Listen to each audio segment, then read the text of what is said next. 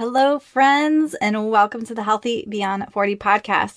Today, I'm going to be talking about how the holidays are right around the corner, and I know it gets easy to feel stressed, to overeat, or to skip workouts.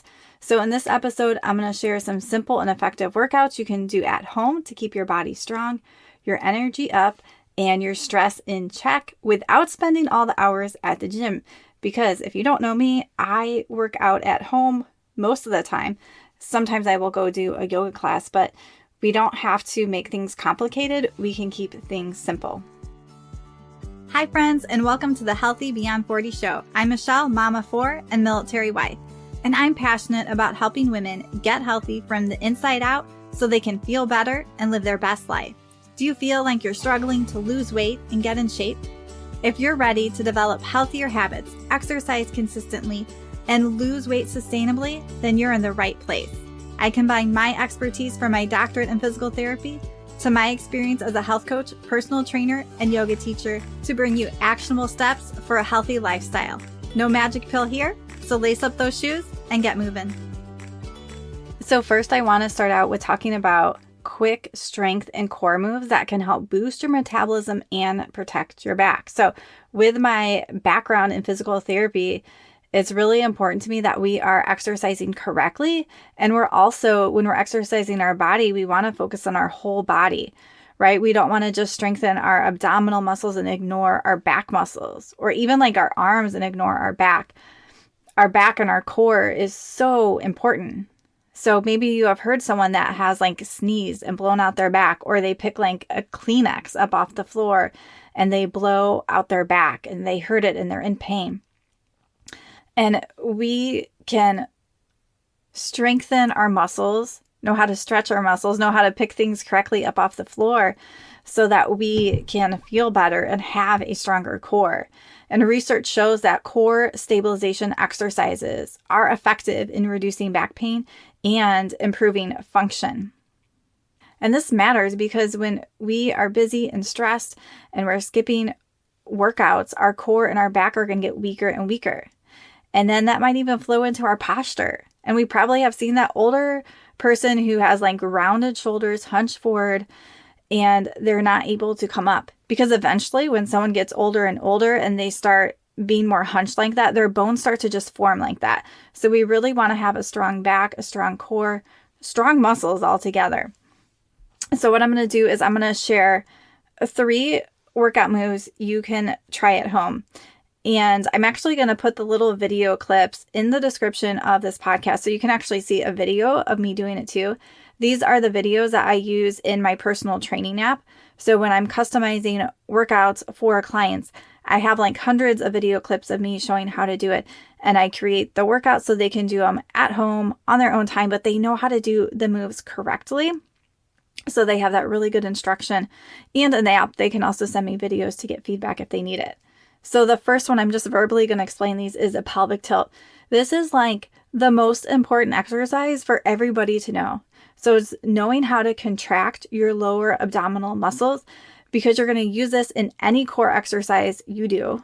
So a plank, even if you were to do a sit-up, even though I don't like those, you have to do this pelvic tilt first. When you go to do an overhead press, or even if you're doing a bench press, you have to do this pelvic tilt to engage the core muscles. So we do this by laying on our back with our knees bent, and we're pushing our low back down into the ground and we're holding. And so sometimes that can just take a little bit to figure out.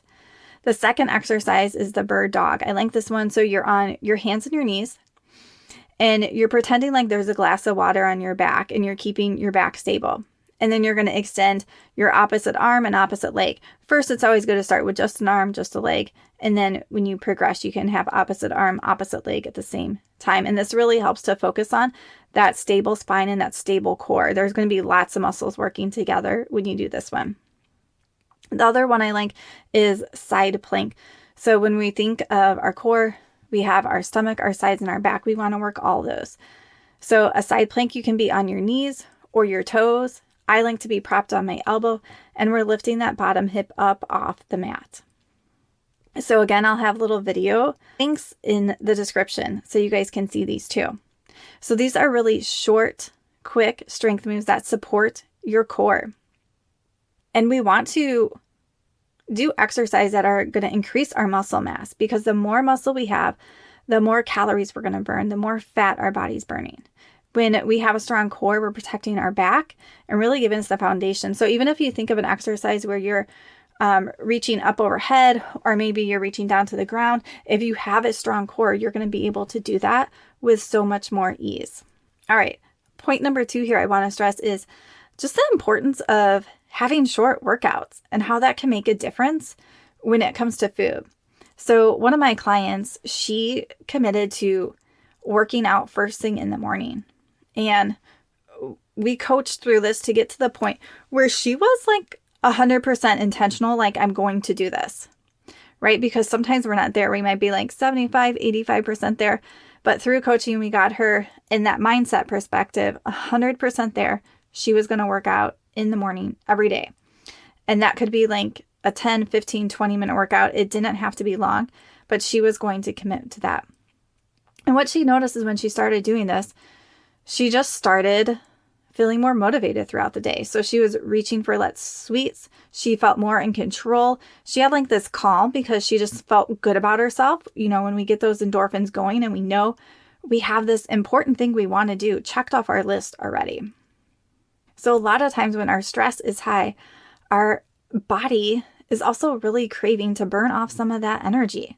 So a quick workout is a great way to give that nervous system a reset. And we don't want to do a workout that's going to stress our body more. So we want to think what we're doing. So we may not want to do hard cardio if we are feeling super stressed. Maybe we're going to air it more towards yoga, or maybe we can do a short strength exercise and feel good. So I encourage you. This is a challenge for you guys. If you're not getting movement or exercise in, and movement here could be your walk, exercise is going to be strength training or yoga or Pilates or something like that, is to commit to yourself.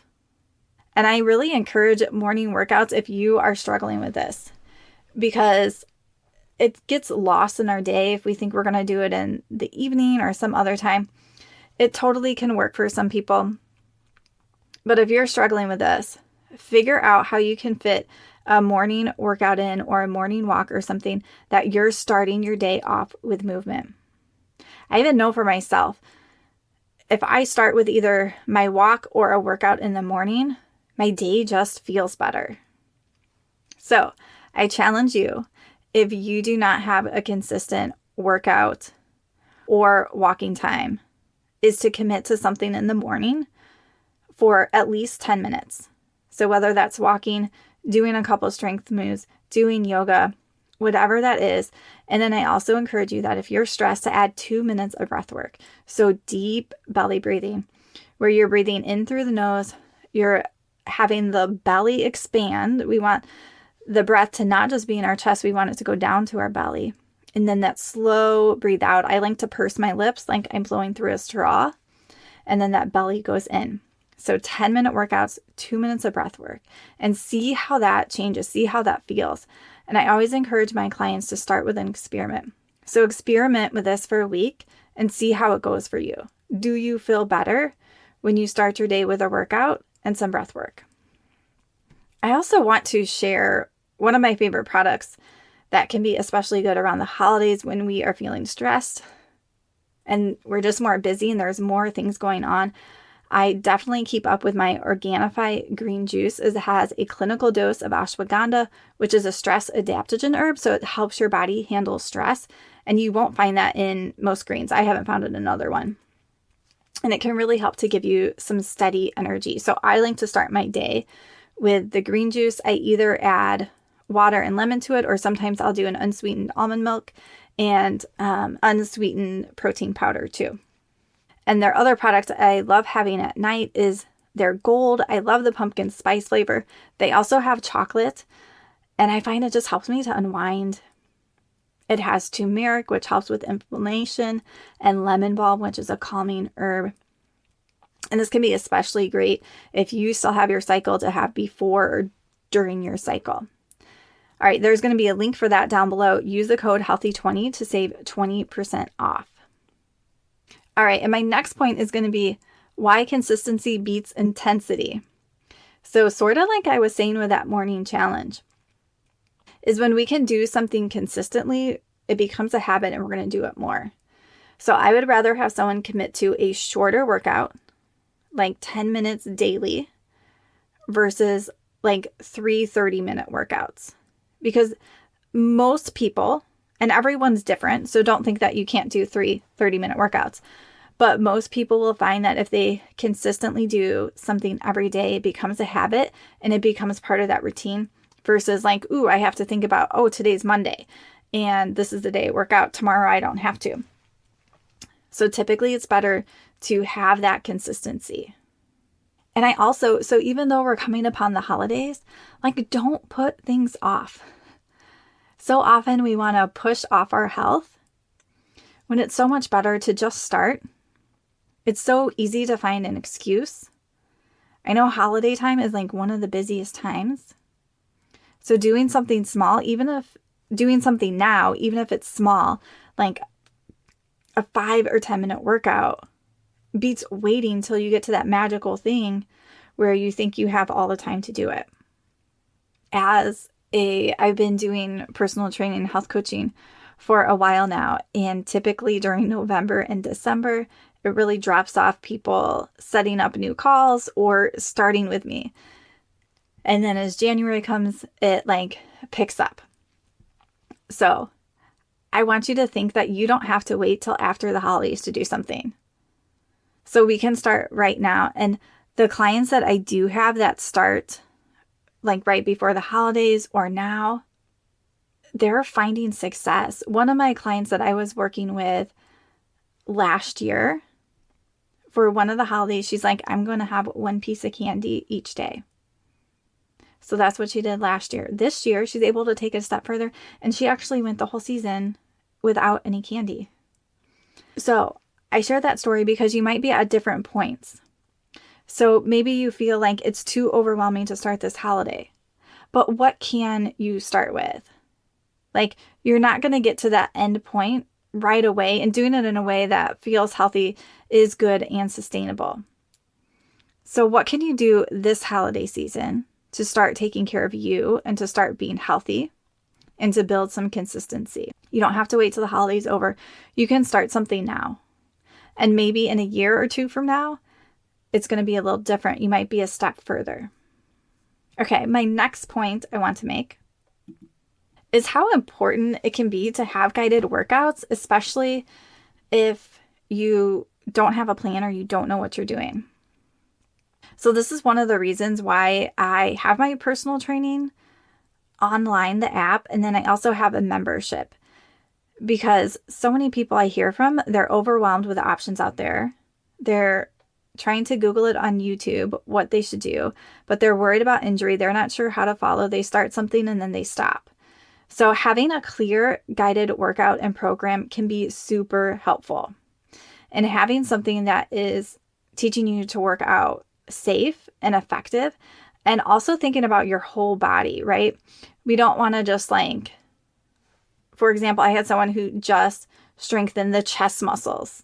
This wasn't someone that was working with me. This is a story that I heard. This person was doing a lot of push-ups. So strengthening the chest muscles. And then this person started getting pain. Well, they're not stretching the chest. They're not working those back muscles to pull it back. So we really have to think of our body as a whole and working for a whole program. So if you guys need help with this part, I have my personal training app if you guys need one-to-one support. And I also have my super affordable Healthy for Life membership where I have different workout programs in there. You can just open and there's day 1, there's day 2, there's day 3. It is all laid out. So if you guys need help with that, make sure you check the description. And the last piece that I want to talk about is staying active while you're traveling. Like, this is so hard for all of us. So when we go somewhere, we're just off of our timeline. We may not have the normal food we eat. It may be hard to get workouts. But when it comes to exercise, I encourage you, even if you're traveling or you're on vacation or you're visiting family, how can you make this work to still move your body? Can you take some resistance bands with you and use those for a workout? Can you do body weight workouts, either strength or yoga? Like body weight workouts, we can do squats. We can do push-ups. We can do glute bridges. And also think, how can I fit more movement into my time? So can I walk after a meal? Can I ask someone to go on a hike? Can I get up early and do a workout? So especially if you are busy and you have different family stuff going on, think about like, can I do a workout first thing in the morning before people get moving? Like if we don't have an activity planned that has movement later in the day, can I get up and make this a priority and do this? Because we have to be intentional if we're going to make this work. And you're going to feel so much better if you can keep some consistency to your exercise and movement routine while you're traveling or even like entertaining at our house. We have to put it as a priority. And it doesn't mean it has to be exactly the same. So maybe you normally do 30-minute walks a day, but maybe you're going to do 15 or 20 minutes. So keeping that consistency, even though it may shift a little bit, but you're keeping that habit in place. So I encourage you to just pause and think of what you need to take away from this episode. What do you need to do? What do you want to be intentional about? Where are you stuck and how can you get unstuck? How can you build consistency in those habits? If you're not exercising or working out, how can you start creating short, consistent workouts to help you through the season? All right, friends, I hope you enjoyed this episode and have a wonderful week.